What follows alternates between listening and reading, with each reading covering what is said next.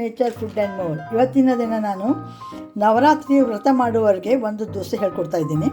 ನೋಡಿ, ಇಲ್ಲಿ ಇದು ಒರೆಯೋದಕ್ಕೆ ಏನಿದೆಯಲ್ಲ, ಒಂದು ದೊಡ್ಡ ಕಪ್ಪಲೆ ಒಂದು ಕಪ್ ತೊಗೊಂಡಿದ್ದೀನಿ. ಆಮೇಲೆ ಅದೇ ಅಳತೆಯಲ್ಲಿ ಅಂದರೆ ಒಂದು ಸಣ್ಣ ಕಪ್ನಿಂದ ಅಂದರೆ 1/4 ಕಪ್ನಿಂದ ಸಾಬೂದಾನ ತೊಗೊಂಡಿದ್ದೀನಿ. ಇವೆರಡನ್ನ ಈಗ ಏನು ಮಾಡ್ತೀನಿ ಅಂದರೆ ಡ್ರೈ ರೋಸ್ಟ್ ಮಾಡ್ತೀನಿ.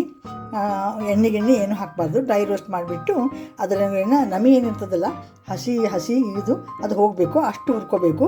ಬಣ್ಣ ಮಾತ್ರ ಚೇಂಜ್ ಆಗಬಾರ್ದು.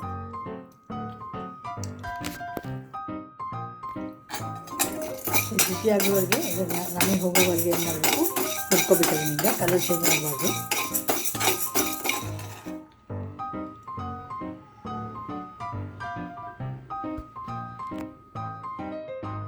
ಈಗ ಕಲರ್ ಚೇಂಜ್ ಆಗಲಾರ್ದಾಗ ಈ ರೀತಿ ಹುರ್ಕೊಂಡಿದ್ದೀನಿ.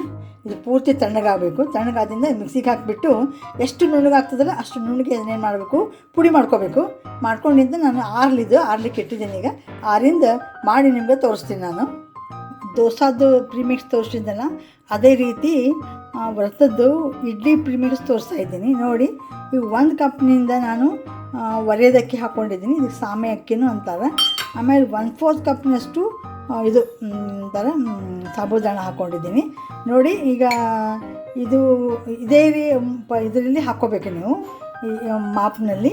ಆಮೇಲೆ ನೋಡಿ, ಇದನ್ನು ಹುರಿಯಂಗಿಲ್ಲ, ಏನು ಮಾಡೋಂಗಿಲ್ಲ. ಇಡ್ಲಿದು ಮಿಕ್ಸಿಗೆ ಹಾಕಬೇಕು. ಇದನ್ನು ಹಾಕಿಬಿಟ್ಟು ಎಷ್ಟು ಸಾಧ್ಯ ಆದಷ್ಟು ನುಣ್ಣಗೆ ಮಿಕ್ಸಿಗೆ ಪುಡಿ ಮಾಡ್ಕೋಬೇಕು. ಇದು ಏನಿದು ಇಡ್ಲಿದು ಪ್ರೀಮಿಕ್ಸ್. ಇದು ಆಗಲ್ಲಿ ತೋರಿಸಿದ್ದು ದೋಸಾ ಪ್ರೀಮಿಕ್ಸ್ಗೆ ಇದೇ ಅಳತಿ, ಆದರೆ ಅದನ್ನು ಏನು ಮಾಡ್ಕೋಬೇಕು, ಹುರ್ಕೋಬೇಕು ಸ್ವಲ್ಪ.